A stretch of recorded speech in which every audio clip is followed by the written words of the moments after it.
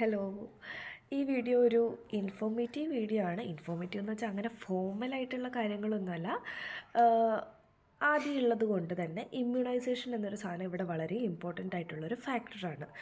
അപ്പോൾ അവിടെയുള്ള റെക്കോർഡ്സും ഇവിടെയുള്ള അതിൻ്റെ ചേഞ്ചസും ഒക്കെ അതിൻ്റെ ഡീറ്റെയിൽസ് ഇൻക്ലൂഡ് ചെയ്തിട്ടുള്ളൊരു വീഡിയോ ആണ് ഇത്. നമുക്കൊക്കെ അറിയാം, ഇവിടെ പേരൻസ് വർക്ക് ചെയ്യുകയാണെങ്കിലും അല്ലെങ്കിൽ പഠിക്കുകയാണെങ്കിലും അപ്പോൾ കുട്ടികളെ നമുക്ക് എന്താ പറയുക, സേഫ് എന്ന് പറയാം. പക്ഷേ അതിനെക്കാട്ടും ഉപരി അവർക്കൊരു പേഴ്സണൽ ഡെവലപ്മെൻ്റ് ആണ്. ലൈക്ക് കുട്ടികളായിട്ട് മിങ്കിൾ ചെയ്യണു, അവരുടെ പേഴ്സണൽ ഡെവലപ്മെൻറ്റ്സ് കുറേ നടക്കണം, കുറേ ആക്ടിവിറ്റീസ് അവരെ ട്രെയിൻ ചെയ്യണു. അങ്ങനെയൊക്കെ ഇമ്പോർട്ടൻ്റ് ആയിട്ടുള്ളൊരു ഇതാണ് ഡേ കെയർ എന്ന് പറഞ്ഞത്. ഇവിടെ സത്യം പറഞ്ഞാൽ ഡേ കെയർ കിട്ടാൻ വളരെ ബുദ്ധിമുട്ടാണ്. ഓരോ സ്ഥലത്തും നമ്മൾ പോകുമ്പോൾ വെയിറ്റിംഗ് ലിസ്റ്റ് ആയിരിക്കും, മാസങ്ങളോളം നമ്മൾ വെയിറ്റിംഗ് ലിസ്റ്റിൽ നിന്നിട്ടായിരിക്കും ചിലപ്പോൾ ഡേ കെയർ കിട്ടുക. പക്ഷേ എന്തൊക്കെയാണെങ്കിലും ഈ ഡേ കെയറിൻ്റെ ഉള്ളൊരു എസെൻഷ്യൽ റിക്വയർമെൻ്റ് ആണ് ഈ ഇമ്മ്യൂണൈസേഷൻ റെക്കോർഡ്, അതായത് ഇവിടുത്തെ ഇമ്മ്യൂണൈസേഷൻ റെക്കോർഡ്. ഓക്കെ, നമ്മളതിൽ ഫസ്റ്റായിട്ട് ഫേസ് ചെയ്ത പ്രോബ്ലം എന്താണെന്ന് വെച്ചാൽ, ഞങ്ങൾ ഗവൺമെൻറ്റിൻ്റെ കേരള അമ്മയും കുഞ്ഞും എന്ന റെക്കോർഡാണ് ഞങ്ങൾ അവിടെ കീപ്പ് ചെയ്തിട്ടുണ്ടായിരുന്നത്. അപ്പോൾ ആ റെക്കോർഡ് മൊത്തം മലയാളത്തിലായിരുന്നു. അപ്പോൾ അതിനെ ഇവിടെ ട്രാൻസ്ലേറ്റ് ചെയ്യുമ്പോഴാണ് ഞങ്ങൾക്ക് ഫസ്റ്റ് ഒരു ടൈം ഡിലേ വന്നത്. കാരണം ഇവിടെ എങ്ങനെയാണ് ചെയ്യാന്ന് വെച്ചാൽ, ഇപ്പോൾ ഫോർ എക്സാമ്പിൾ ഇപ്പോൾ ആദ്യം ഞാൻ ചേർക്കാൻ പോകുന്നത് എൻ്റെ അതേ യൂണിവേഴ്സിറ്റിയിൽ അവരൊരു ഡേ കെയർ പ്രൊവൈഡ് ചെയ്യുന്നുണ്ട്. ആ ഡേ കെയറിലേക്കാണ് ഞങ്ങൾ അവനെ എൻറോൾ ചെയ്തത്. അപ്പോൾ അവർ തന്നെ അവിടെയുള്ളൊരു കൗൺസിൽ, ഇവിടെ പഞ്ചായത്ത് എന്നൊക്കെ പറയുമ്പോൾ കൗൺസിലുണ്ട്. അപ്പോൾ കൗൺസിൽസ് ഈ സർവീസ് പ്രൊവൈഡ് ചെയ്യുന്നുണ്ട്. ഇവിടെ കുറേ ആൾക്കാരിങ്ങനെ വരുന്നതിൻ്റെ തന്നെ അവർ ഈ സർവീസ് പ്രൊവൈഡ് ചെയ്യുന്നുണ്ട്. അപ്പോൾ നമ്മൾ നമ്മുടെ റെക്കോർഡ് അവർക്ക് അപ്ലോഡ് ചെയ്ത് കൊടുത്താൽ അവർക്ക് ട്രാൻസ്ലേറ്റർ കിട്ടുന്ന അവൈലബിലിറ്റി അനുസരിച്ച് അവരതിനെ റെക്കോർഡിക്കലായിട്ട് കയറ്റിയിട്ട് നമുക്ക് അതിനൊരു സ്റ്റേറ്റ്മെൻറ്റ് ഓഫ് ഇമ്മ്യൂണൈസേഷൻ ആക്കിയിട്ട് തരികയാണ് ചെയ്യുക.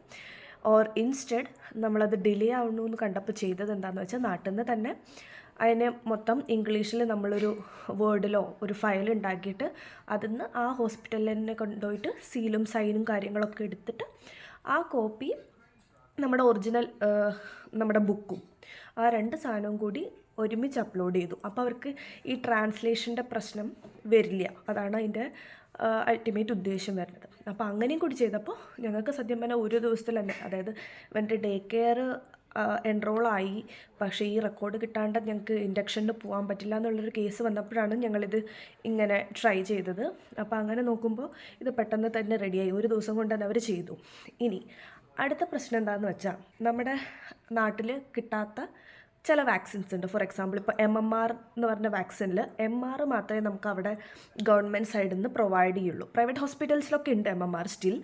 പക്ഷേ നമ്മൾ ഗവൺമെൻറ് ഹോസ്പിറ്റൽസ് PHCസിലൊക്കെ പോയിട്ട് വാക്സിനേഷൻ എടുക്കുന്ന സമയത്ത് MR മാത്രമേ ഉള്ളൂ. പക്ഷേ ഇവിടെ വന്ന് നോക്കുമ്പോൾ അവർക്ക് ഈ ഓരോ വാക്സിൻസും വെരി വെരി ഇമ്പോർട്ടൻ്റ് ആണ്. അതുകൊണ്ട് അവർ അതെടുക്കണം പറഞ്ഞു. അങ്ങനെ ചിക്കൻ പോക്സ് അങ്ങനെ 2-3 വാക്സിൻസ് വ്യത്യാസം വന്നു, അത് നമ്മളെ നാട്ടിൽ പ്രൊവൈഡ് ചെയ്യാത്തത്. അങ്ങനെ അതിൻ്റെയൊക്കെ വാക്സിൻസും കൂടി കംപ്ലീറ്റ് ചെയ്താലേ നമ്മുടെ വാക്സിനേഷൻ സ്റ്റേറ്റ്മെൻറ്റിൽ അവർ അപ് ടു ഡേറ്റ് എന്ന രീതിക്ക് നമുക്കത് തരുള്ളൂ. ഇനി അടുത്ത സ്റ്റെപ്പ് എന്താണെന്ന് വെച്ചാൽ, ഇവിടെ കൗൺസിലിൻ്റെ കാര്യത്തിൽ പറയുന്ന സമയത്ത് അവർ ഒരു വീക്ക്ലി ബേസിസിൽ ഓരോരോ സ്ഥലത്ത്, അതായത് അവരുടെ കമ്മ്യൂണിറ്റി സെൻറ്റേഴ്സ് ഉണ്ടാവും, അവിടെ ഓരോ സ്ഥലത്ത് അവർ വാക്സിനേഷൻ ഡേറ്റ്സ് പബ്ലിക്കിന് വന്ന് ഓപ്പൺ സെഷൻസും ഉണ്ടാവും, ചിലത് ബുക്ക് ചെയ്തിട്ട് പോണ കേസസും ഉണ്ടാവാറുണ്ട്. അപ്പോൾ അങ്ങനത്തെ സെഷൻസ് ഉണ്ടാവും. അവിടെ നമ്മൾ ചെല്ലുക, അവർ ഡേറ്റും ടൈമും നമ്മൾ ചെക്ക് ചെയ്തിട്ട് ആ സമയത്ത് ചെന്നാൽ അവർ ബാക്കിയുള്ള വാക്സിനേഷൻസ് എടുക്കും. അങ്ങനെയാണ്. അപ്പോൾ ആദ്യക്ക് ആ 2 കേസസിൽ ഒരു 3 വാക്സിൻസ് പെൻഡിങ് ഉണ്ടായിരുന്നു. അപ്പോൾ അവർ ഇന്ന ഡേറ്റിൽ ഇന്ന സ്ഥലത്ത് വരാൻ പറഞ്ഞു. അങ്ങനെ അവിടെ പോയി അവിടുന്ന് വാക്സിനേഷൻ കംപ്ലീറ്റ് ചെയ്തു. കയ്യോടെ തന്നെ അവർ സ്റ്റേറ്റ്മെൻറ്റ് തന്നു. അതായത് അവർ എടുത്ത സാധനമൊക്കെ അപ്പം തന്നെ സിസ്റ്റത്തിൽ അപ്ലോഡ് ചെയ്തിട്ട് അതിൻ്റെ ഒരു സ്റ്റേറ്റ്മെൻറ്റ്, ഈ സ്റ്റേറ്റ്മെൻറ്റ് ശരിക്കും പറഞ്ഞാൽ തന്നത് നമുക്ക് ഡേ കെയറിൽ കാണിക്കാനാണ്. ഇവിടെ അങ്ങനൊരു ബുക്ക് വേണമെന്ന് നിർബന്ധമില്ല എന്നാണ് അവർ പറഞ്ഞത്. ഫസ്റ്റ് മുതലേ ഉള്ളവർക്ക് ഒരു ബുക്ക് കാണാറുണ്ട്, പക്ഷേ അല്ലാണ്ട് ഇവിടെ ബുക്ക് നിർബന്ധമില്ല. നമ്മൾ അടുത്ത വാക്സിൻ ഇവനിനി 4 ഇയേഴ്സ് ആകുമ്പോൾ അടുത്ത വാക്സിൻ എന്ന് പറഞ്ഞു.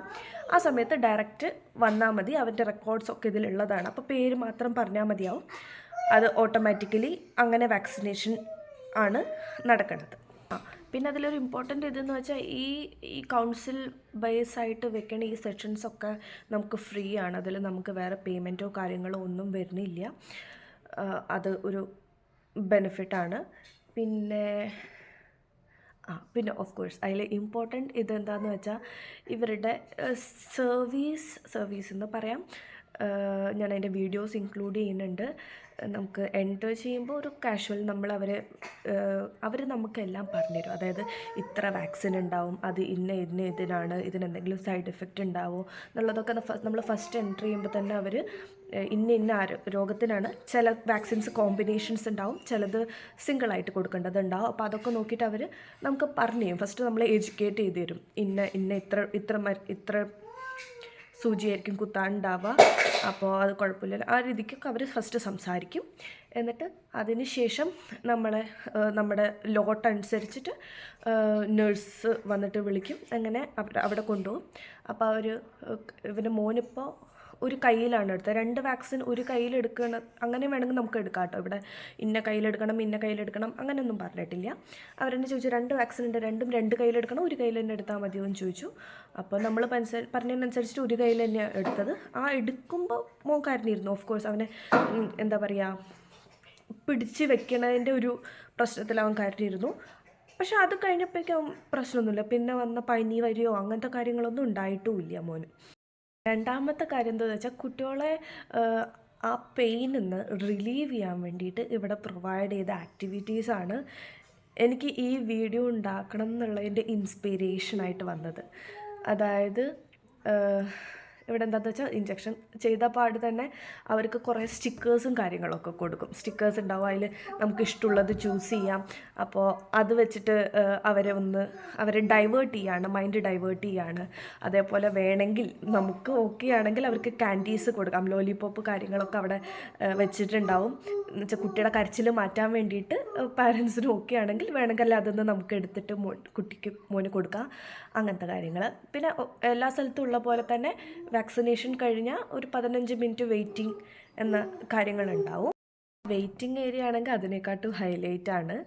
അതായത് അവിടെ ചെന്നപ്പോൾ ഡ്രോയിങ്ങിനൊക്കെ ബുക്സ്, അതായത് സ്കെച്ച് ചെയ്ത് വെച്ച ഇതിൽ നമ്മൾക്ക് കളർ ചെയ്യാൻ പോലെ കളർ പെൻസിലും ഷീറ്റ്സും കാര്യങ്ങളും വെച്ചിരിക്കുന്നു. അപ്പോൾ അവിടെ അവരെ അങ്ങോട്ട് എൻഗേജ് ചെയ്യിപ്പിക്കുകയാണ്. അതേപോലെ കുറച്ച് സ്ഥലത്ത് വേറെ ടോയ്സ് എന്തെങ്കിലുമൊക്കെ നമുക്ക് കളിക്കാനുള്ളത്, ഒരു മിനി കിച്ചൺ സെറ്റപ്പും കാര്യങ്ങളൊക്കെ ഉണ്ടാകും. ആ വീഡിയോസൊക്കെ ഞാൻ ഇൻക്ലൂഡ് ചെയ്യാം.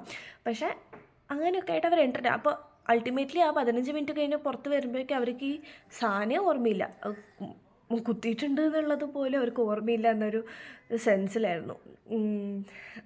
ആ ഒരു കുത്തുമ്പോൾ ഉള്ള ആ ഒരു വേദന മാത്രമേ അവൻ കാണിച്ചിട്ടുള്ളൂ. പിന്നെ വന്നിട്ടുള്ള പനി അവർ പറയും ചെയ്യും. ഈ ചില മരുന്നിനാണെങ്കിൽ പനി വരും, അല്ലെങ്കിൽ ചില മരുന്നിനാണെങ്കിൽ പനി വരില്ല. മോനിപ്പോൾ എടുത്ത വാക്സിനൊന്നും പനി വരേണ്ട കേസ് ഉണ്ടായിരുന്നില്ല, അതുകൊണ്ട് പനി വന്നിട്ടുമില്ല. അവൻ കൈ കടച്ചിലോ കാര്യങ്ങളും കാണിച്ചിട്ടുമില്ല.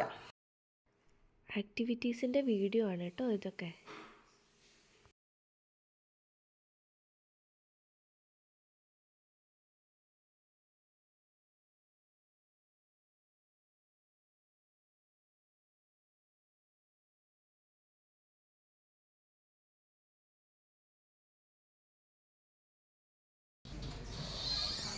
പാത്രം കഴുകാനാ?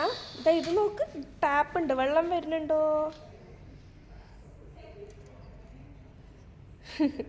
ഓവൻ ഉണ്ടടാ, ഓവൻ കണ്ടോ? മൈക്രോവേവ് കണ്ടോ പൊന്ന്? ഇതാ ഇവിടെ മോശയുടെ വീട്ടിൽ സുത്ത് വലിക്കില്ലേ? 1 2 3 എന്നൊക്കെ പറഞ്ഞിട്ട്. ഗ്യാസ് കത്തിച്ചോ. ചൂടായിണ്ടോ നോക്കൂ, അടുപ്പ് ചൂടായിണ്ടോ?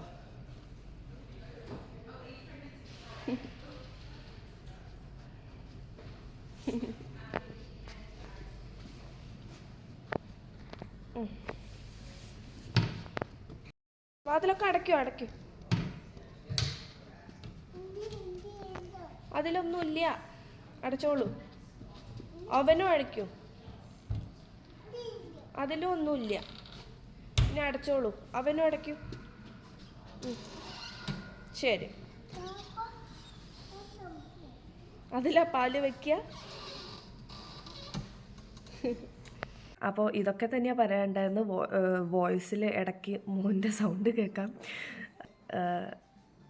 ഈ കാര്യം ഇവിടെ എക്സ്പീരിയൻസ് ചെയ്തപ്പോൾ നല്ലൊരു സാധനമാണെന്ന് തോന്നിയിട്ട് അതൊന്ന് ഷെയർ ചെയ്യാൻ വേണ്ടിയിട്ടുള്ള വീഡിയോ ആണ്. Thank you. ബൈ.